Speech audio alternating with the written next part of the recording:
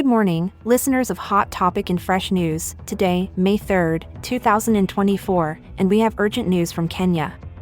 The Kenyan government has ordered the evacuation of individuals living near 178 dams and reservoirs due to severe flooding risks exacerbated by continuous heavy rainfall. The Interior Ministry has highlighted that these water bodies are on the brink of overflowing, which could endanger nearby communities. With 188 fatalities since March and several more missing due to recent weather calamities, the situation remains dire. Moreover, Cyclone Hidaya threatens the coastal regions with expectations of heavy rainfall, substantial waves, and strong winds, affecting marine activities across the Indian Ocean. Nairobi is projected to be among the areas worst impacted by the impending storm, despite the cyclone not making a direct landfall in Kenya. The Kenyan government has faced scrutiny over its response speed, but has set up temporary shelters and relief supplies for those evacuated. President William Ruto has assured that efforts are in place to secure land for displaced residents and a whole-of-government approach to tackle the crisis. The flooding crisis and the ongoing emergency response efforts are critical developments that we will continue to track closely. Hello and welcome to Hot Topic and Fresh News, your daily dose of major news highlights. I'm your host, Emily Norma, coming to you from the heart of New York City. Alongside me is David, our insightful commentator based in San Francisco. We're here to break down the most pressing news stories, bringing them straight to your ears every day on this channel. Thanks, Emily. It's great to be here and dive into today's significant news events with you. Absolutely, David. And to all our listeners, if you're finding our podcast helpful, please don't forget to subscribe, hit the notification bell, leave your comments, and share our episodes with your friends and family. Your support really helps us keep this show running and delivering the news you need to know. That's right, and today's news is something you'll want to stay informed about. You won't believe what I'm about to disclose. Stay tuned as we discuss the unfolding situation in Kenya, where severe weather conditions are prompting urgent government actions. It's a critical story that touches on issues of climate change, safety, and government response, topics that affect us all, no matter where we live. It's a reminder of how interconnected our world is, Emily. The effects of climate change are far-reaching, impacting communities in both immediate and long-term ways. Exactly, David. So, keep it locked right here because we're just getting started. Hot off the press.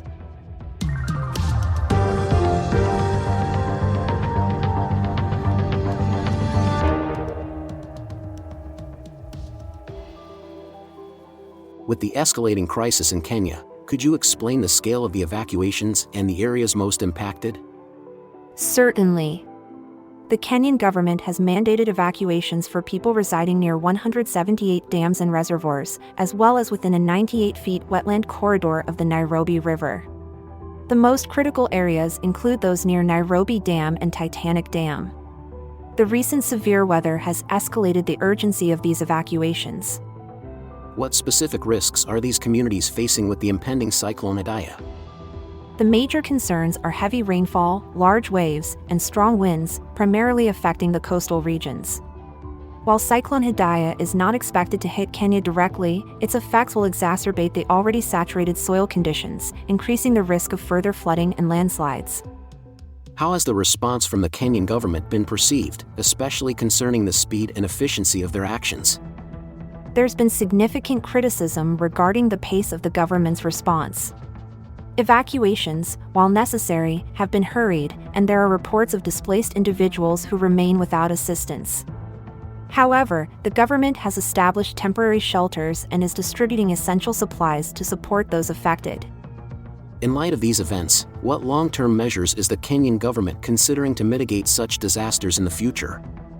The government, under President William Ruto, has pledged to procure land for those displaced by these disasters and is calling for a whole-of-government approach to address the broader implications of climate change, which is believed to be driving these extreme weather events.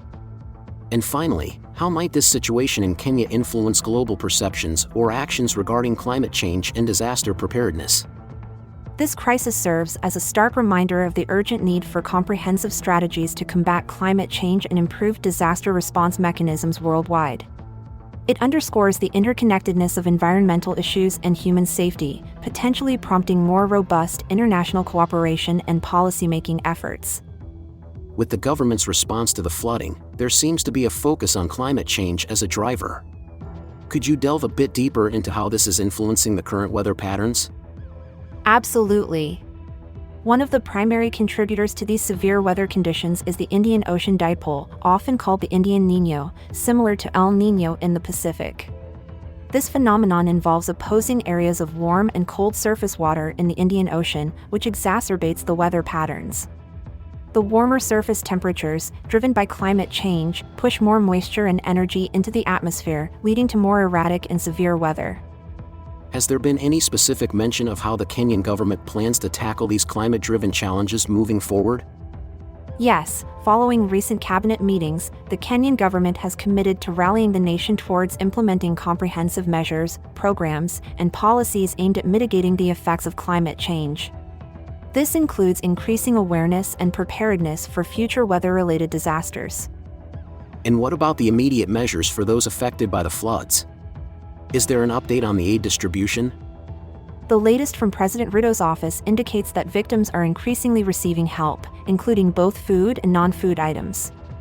However, the specifics of evacuation plans are yet unclear, and how people are being notified remains a critical point of concern. It sounds like there's a significant international interest in these developments, especially considering the global implications of climate change. How is this situation in Kenya influencing global discussions? It's spotlighting the urgent need for global collaboration in addressing climate challenges. The situation in Kenya serves as a cautionary tale that what happens in one part of the world can set a precedent or provide lessons for others. It's a call to action for nations to adopt more proactive environmental policies and improve their crisis response strategies. Thanks for tuning into Hot Topic and Fresh News today.